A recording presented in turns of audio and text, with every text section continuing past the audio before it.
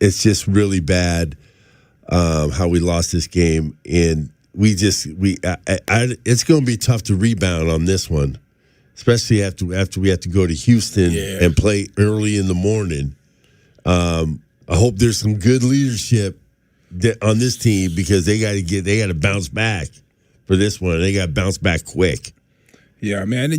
First I'll say, speaking on that as a leader, I'll just tell the guys, man, we was right there with a top team, man. We can win this game. There's some mistakes that we made that we have to fix if we want to be a better team. There's some blocking assignments that we have to be better at on that end. Decisions by the quarterback. Maybe not 45 attempted passes. Maybe not 45. I think if we would have stayed under that 30. And I know BYU tough, people. I know they're physical, but I think you run at them a little bit. Yeah. I think you run at them a little bit more. We were running at them. We did. When we did, we were successful. We were running good, yeah. Just keep going.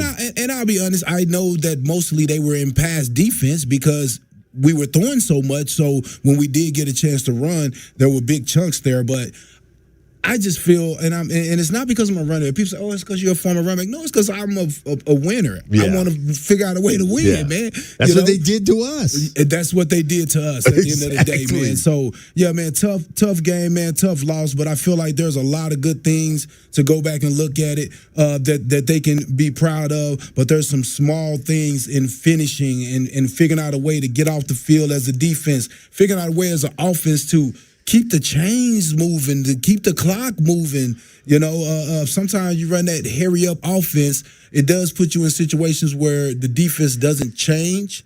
But I feel like, going so fast sometimes, don't give you a chance to think about what you're doing. And did you hear what the commentators were saying? Commentators were saying they're not moving. BYU's not moving fast enough.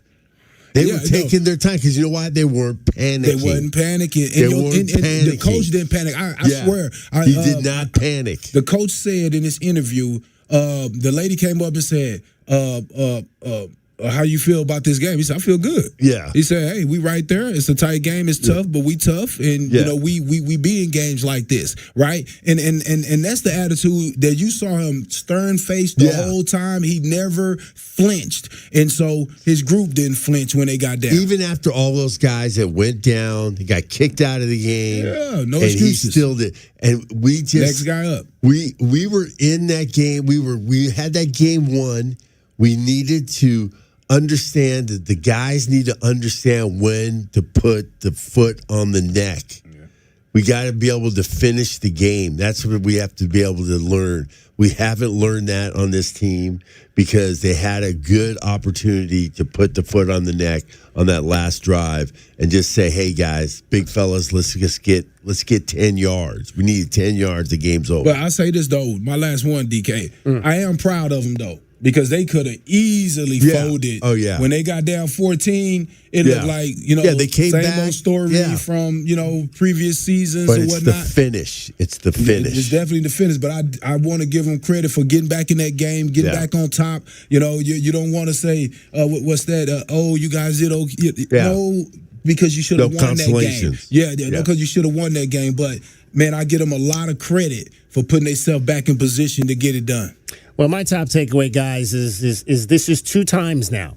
This is 2 times in 2 big home games, the 2 biggest home games of the Brent Brennan era under this new offensive coordinator, that you had a chance late in the game to put the other team away, and you didn't do it. Now, against Kansas State, it did not come back to beat you, but today it did. And I've been watching football all my life. I've been watching coaches go conservative at the end of the games with leads all my life. The 1986 AFC Championship game comes to mind. Yeah, I guess I get it. I mean, because I've been watching it all my life. I've been watching coaches run the football when they need a first down or maybe 2 to end the game because they're scared to make that mistake. They're scared to make that mistake and turn the ball over in that situation. And I guess that's just the way football is because that's what coaches do. And it drives me crazy. It drives me crazy when I watch teams that I love and I support prevent themselves, prevent offense, prevent yourself from winning a game. But that's twice now. That's twice now that Seth Doege has gone conservative when he had a chance to shut down a game. He won one of those games. He lost that game tonight.